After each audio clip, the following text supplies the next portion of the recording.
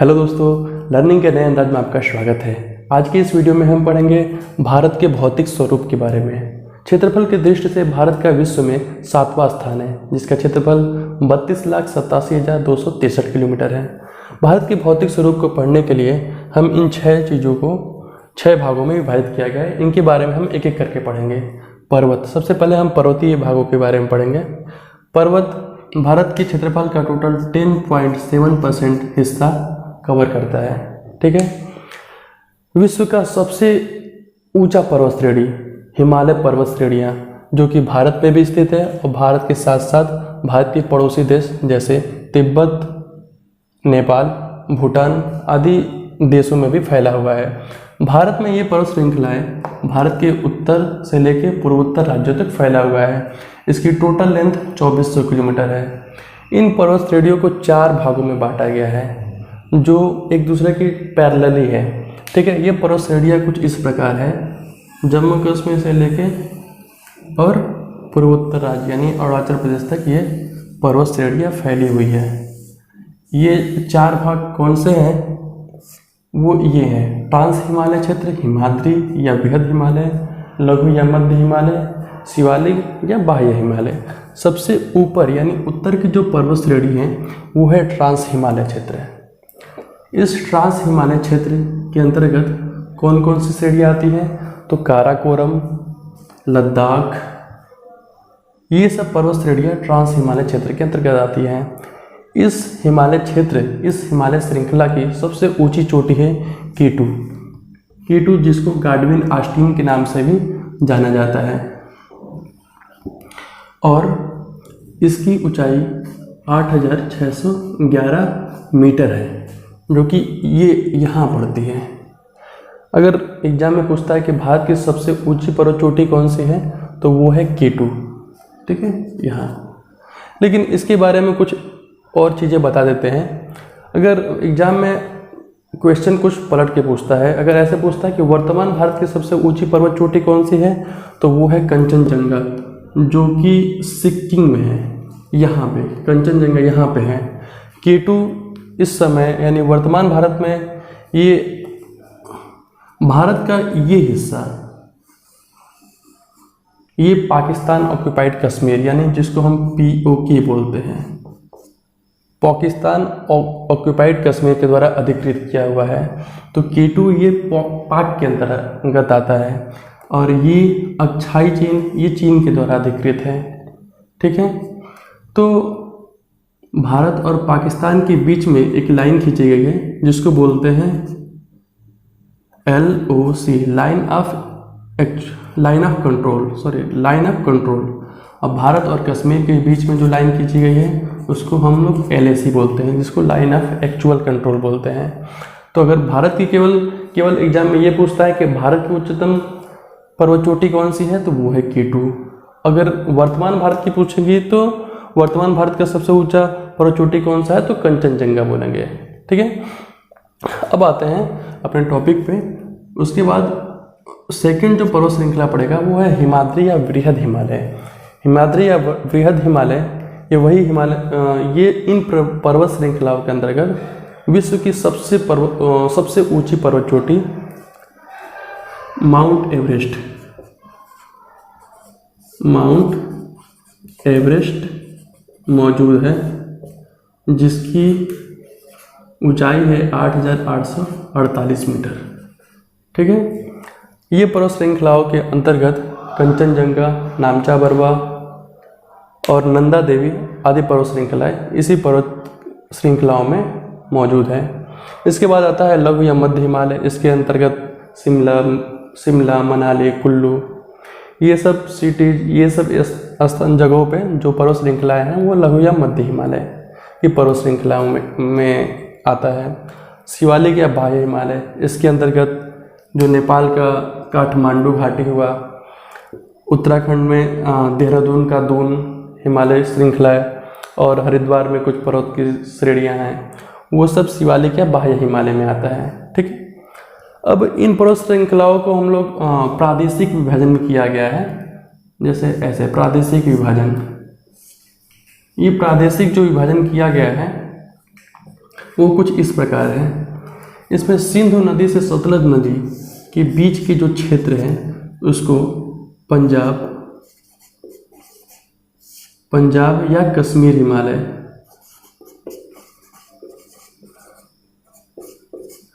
पंजाब या कश्मीर हिमालय बोलते हैं और इसकी टोटल लंबाई 560 किलोमीटर है, जो कि सिंधु और सतलज नदी के बीच की क्षेत्र पर्वत श्रृंखला को बोलते हैं। उसके बाद सतलज नदी से काली नदी के बीच की पर्वत श्रृंखला को बोलते हैं कुमायूं हिमालय, जिसकी टोटल लंबाई 320 किलोमीटर है। और इसके बाद में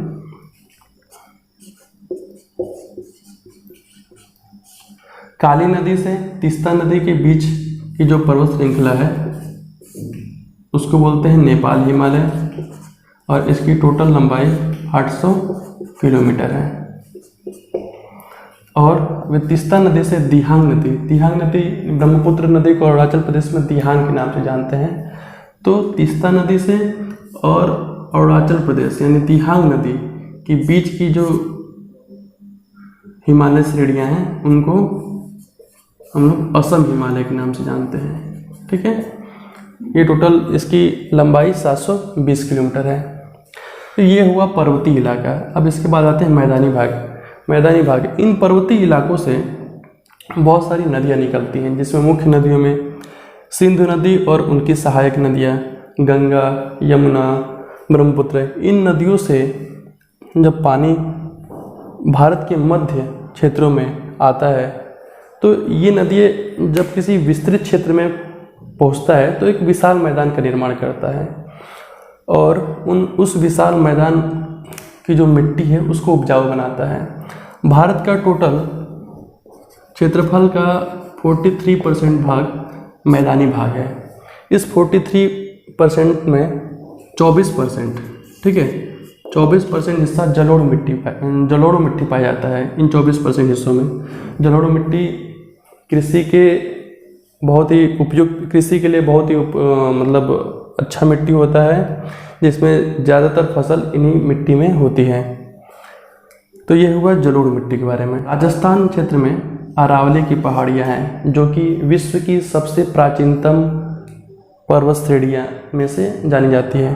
अगर एग्जाम में पूछता है कि विश्व की सबसे प्राचीनतम पर्वत श्रेणी कौन सी है, तो वो है अरावली की पर्वत श्रेणी।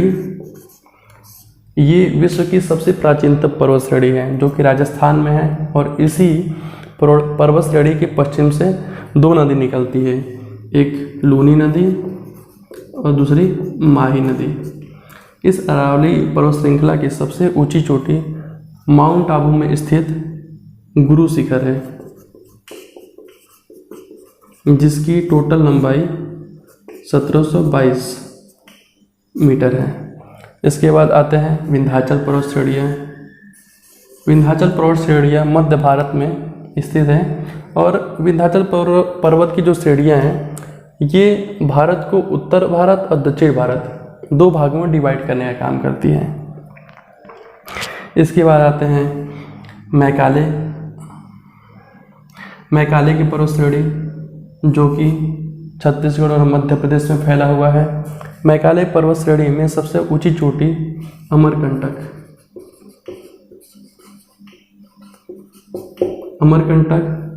जहाँ से 3 नदियाँ निकलती हैं। कौन कौन सी 3 नदियाँ निकलती हैं और 3 दिशाओं में निकलती है।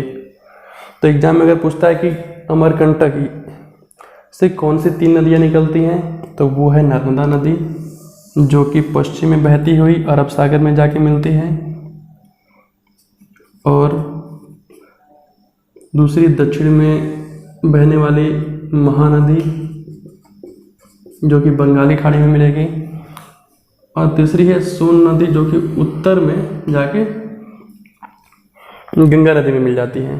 ठीक है, तो ये तीनों नदियाँ का उद्गम स्थल अमरकंटक में है, जो कि मैकाले की पर्वत श्रेणी से निकलती है। इसके बाद आता है मालवा का पठार। मालवा का पठार मध्य प्रदेश में स्थित है और यहाँ से मेन 3 नदियाँ निकलती हैं, चंबल, चंबल, बेतवा और केन नदी। और उसके बाद झारखंड में है छोटा नागपुर का पठार, ये वाला इलाके में, ये है छोटा नागपुर का पठार। ये छोटा नागपुर का पठार को भारत का रूड भी बोला जाता है। भारत का रूड क्यों बोला जाता है? क्योंकि ये भारत का वो हिस्सा है, मतलब ये पठार से भारत के जो भी खनिज पदार्थ है ये इसी पठार से निकलते हैं। और इसकी कुछ हिस्सा मेघालय के भी एरिया में फैला हुआ है। यानी ये पूरा छोटा नागपुर का पठार, जिसमें रांची का जो पठार है वही मेन है, जिसको भारत का रूड के रूप में जाना जाता है। उसके अलावा दक्कन का पठार जो कि महाराष्ट्र में है, ठीक है, जो कि ज्वालामुखी की चट्टानों से बनी हुई है, ज्वालामुखी की बेसाल्ट चट्टानों से बनी हुई है। अब आते हैं, ये हो गया पठार। अब आते हैं तटीय मैदान के बारे में। तटीय मैदान, भारत, हम लोग जानते हैं कि भारत के दक्षिण पूर्व में है बंगाल की खाड़ी,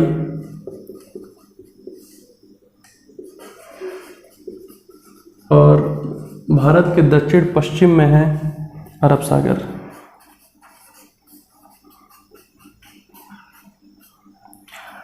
और दक्षिण पश्चिम यानी अरब सागर के जो पास का जो ये वाला इलाका है इसको पश्चिमी घाट बोलते हैं।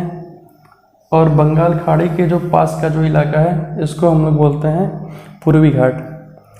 तो अरब सागर से जो भी बारिश होती है यहाँ पे इसका पश्चिमी घाट में ये मानसून बहुत ही बारिश करती है। तो और ये जानिए, ये समझ लीजिए कि पश्चिमी घाट की जो ऊंचाई है वो पूर्वी घाट से ज़्यादा है, इसलिए जितना भी बारिश होता है वहाँ से जो नदियाँ निकलती हैं वो निचली क्षेत्र यानी पूर्वी घाट की तरफ बहती है। यही रीजन है कि जितनी भी पश्चिमी घाट की जो नदियाँ हैं, जैसे कि नासिक से निकला गोदावरी नदी, या फिर महाकालेश्वर से निकला कृष्णा नदी, या फिर कावेरी नदी, ये सब नदियाँ पश्चिमी घाट से पूर्वी घाट की तरफ बहती है। अब सबसे पहले हम पश्चिमी घाट के बारे में जो एग्जाम में क्वेश्चन आता है उसके बारे में पढ़ते हैं। सबसे पहले ये जानते हैं, ये जो पश्चिमी घाट है इसकी टोटल लंबाई 1600 किलोमीटर है और इसको 3 भागों में बांटा गया है। कौन कौन से? तो वो है गुजरात से लेके और गोवा तक के बीच के क्षेत्र को कोंकण तट बोलते हैं, कोंकण तट बोलते हैं। और गोवा से लेके मंगलुरु तक के क्षेत्र को केनरा तट बोलते हैं। और मंगलुरु से लेके कन्याकुमारी के बीच के क्षेत्र को मालाबार तट बोलते हैं। ठीक है, गुजरात से लेके गोवा तक के बीच के क्षेत्र को कोंकण तट बोलते हैं और गोवा से लेके मंगलुरु तक के तट को केनरा तट बोलते हैं और मंगलुरु से लेके कन्याकुमारी तक के तट को मालाबार तट कहते हैं। और ऐसे ही पश्चिमी घाट में कन्याकुमारी से लेके कृष्णा डेल्टा तक के बीच के क्षेत्र को कोरोमंडल कहते हैं। और कृष्णा डेल्टा से गोदावरी डेल्टा के बीच के क्षेत्र को बोलते हैं गोलकुंडा। और गोदावरी तट से उत्तरी मैदान के बीच के क्षेत्र को बोलते हैं उत्तरी सरकार तट। एग्जाम में क्वेश्चन पूछता है कि कृष्णा डेल्टा या फिर कृष्णा का जो तट है और गोदावरी तट के बीच के क्षेत्र को क्या बोलते हैं? वो गोलकुंडा तट बोलते हैं। या फिर पूछें कि गोवा से लेके मंगलुरु तक के बीच के तट को क्या बोलते हैं? तो केनरा तट बोलते हैं। तो ये हो गई इसके बारे में कुछ इम्पोर्टेंट चीज़ें। अब पश्चिमी, एक चीज़ ये भी जाननी चाहिए, एग्जाम में क्वेश्चन पूछता है कि पश्चिमी घाट और पूर्वी घाट दक्षिण भारत में जहाँ पे मिलती है वहाँ पे कौन सी पर्वत श्रृंखला है? तो वो है नीलगिरी की पहाड़ियाँ। देखिए, ये पश्चिमी घाट आती हैं और ये पूर्वी घाट, और ये दक्षिण भारत में जिस पॉइंट पे मिलती है उसे बोलते हैं नीलगिरी की पहाड़ियाँ। नीलगिरी की पहाड़ियाँ। और नीलगिरी की पहाड़ियाँ की सबसे ऊंची चोटी कौन सी है? वो है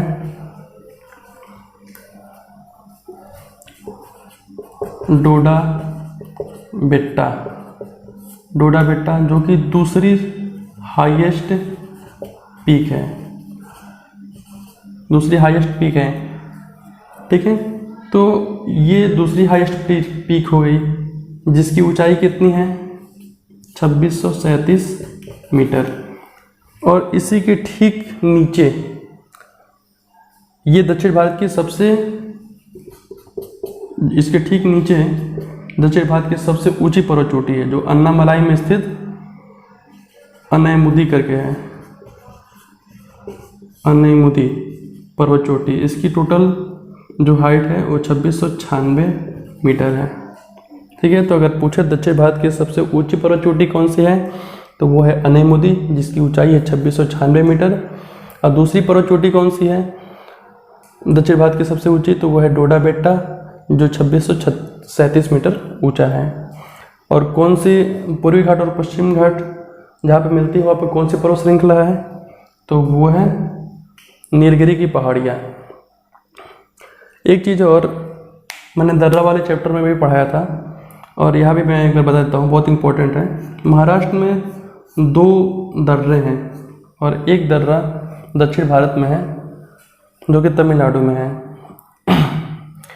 थाल घाट दर्रा। ठीक है, थाल घाट, नीचे है भोर घाट, और ये है पाल घाट। पाल घाट, थाल घाट दर्रा क्या है, ये महाराष्ट्र में मुंबई से और नासिक, ये थाल घाट दर्रा मुंबई से नासिक को जोड़ता है, यानी इनके बीच का संपर्क मार्ग है। और भोर घाट दर्रा ये मुंबई और पुणे के बीच का संपर्क मार्ग है, यानी ये बीच में जो पहाड़ियाँ हैं उनके बीच से एक रास्ता है जिसको भोर घाट दर्रा बोलते हैं। और ये भोर घाट दर्रा मुंबई से पुणे को कनेक्ट करता है। वैसे ही पाल घाट दर्रा ये कोयम्बटूर को कोचीन के साथ जोड़ता है। ठीक है, तो ये 3 दर्रे हैं, इसको बिल्कुल दिमाग में रखिए, याद रखिएगा। मरुस्थल, इसके बाद आते हैं मरुस्थल पे। देखिए, भारत में एक ही मरुस्थल है, थार का मरुस्थल, जो कि रेगिस्तान राजस्थान में फैला हुआ है, और इसका कुछ हिस्सा जो है पाकिस्तान के भी इलाके में फैला हुआ है। तो ये है यहाँ का भारत का मेन मरुस्थल, थार मरुस्थल बोलते हैं। थार मरुस्थल की विशेषता ये होती है कि यहाँ पे रेतीला भूमि होता है, पेड़ पौधे बहुत कम होते हैं, कटीली झाड़ियाँ होती हैं, यहाँ पे बारिश कम होती है। ठीक है, अब आते हैं द्वीप समूह पे। भारत के दक्षिण पूर्व में बंगाल की खाड़ी में स्थित अंडमान निकोबार, जो कि कुछ इस तरह यहाँ पे स्थित है, और अरब सागर में लक्षद्वीप, जो कि करीब यहाँ पे स्थित है। लक्षद्वीप में टोटल 36 द्वीप हैं। ठीक है, 36 द्वीप, 36 छोटे छोटे आइलैंड है। 36 यहाँ पे द्वीप है। ये एसएससी में क्वेश्चन पूछा था कि लक्षद्वीप में टोटल कितने द्वीप हैं, तो वो है 36। ये 36 में से 4 द्वीप तो सबमर्ज्ड है। तो अगर आप गूगल पे सर्च करेंगे कि लक्षद्वीप पे कितने द्वीप हैं, तो टोटल 32 आएंगे, टोटल 32 द्वीप आएंगे, और 4 जो है इसमें सबमर्ज्ड है, यानी पानी के अंदर डूब गया है। तो टोटल 36 द्वीप इसका आंसर होगा। वर्तमान अगर पूछता है कि वर्तमान भारत का जो लक्षद्वीप है वहाँ पे कितने द्वीप है, तो टोटल 32 लिखेंगे। लेकिन पहले जब उस समय क्वेश्चन आया था तो वहाँ पे राइट आंसर 36 था, यानी ये जो 4 डूबा हुआ था वो भी इसके साथ शामिल था। और यहाँ पे अंडमान निकोबार में जो द्वीप हैं वो टोटल 243 द्वीप हैं, अंडमान के जो द्वीप हैं, और उसके अलावा 19 द्वीप जो हैं निकोबार में हैं। 243 और अंडमान में और निकोबार के 19 द्वीप हैं। और इससे रिलेटेड एक क्वेश्चन आता है कि अंडमान निकोबार का सबसे ऊंचा जो पर्वत पीक है वो कौन सा है, तो वो है सैंडल पीक। सैंडल पीक जिसकी ऊंचाई 732 मीटर है। ठीक है, सैंडल पीक। एग्जाम में क्वेश्चन पूछता है कि ज्वालामुखी के बारे में, भारत में कौन सी ज्वालामुखी है। तो भारत के अगर सक्रिय ज्वालामुखी की बात की जाए तो वो है बेरल, भारत की सक्रिय ज्वालामुखी है। और दूसरा है नारकोंडम, नारकोंडम ये प्रसुप्त ज्वालामुखी है। ये क्या है, एक्टिव या जिसको बोलते हैं सक्रिय ज्वालामुखी, दूसरा प्रसुप्त ज्वालामुखी है। ठीक है, तो ये हो गया भारत के भौतिक स्वरूप के बारे में। आपको इस वीडियो को 2-3 बार देख के इसको समझ लीजिए। और सबसे अच्छा तरीका बताऊं पढ़ने का, तो अगर आप किसी वीडियो को देखते हैं, उसके बारे में जो भी चीज़ें पढ़ते हैं, आप दिमाग में उसको याद रखिए और उसके बाद में उसको एक कॉपी पे खुद मैप बना के और उस पर प्रैक्टिस कीजिए। बहुत ईजी और आसान तरीका है किसी भी चीज़ को याद रखने का। सो आपको अगर ये वीडियो अच्छा लगा तो प्लीज़ लाइक कीजिए और हमारे चैनल को सब्सक्राइब कीजिए। थैंक्स।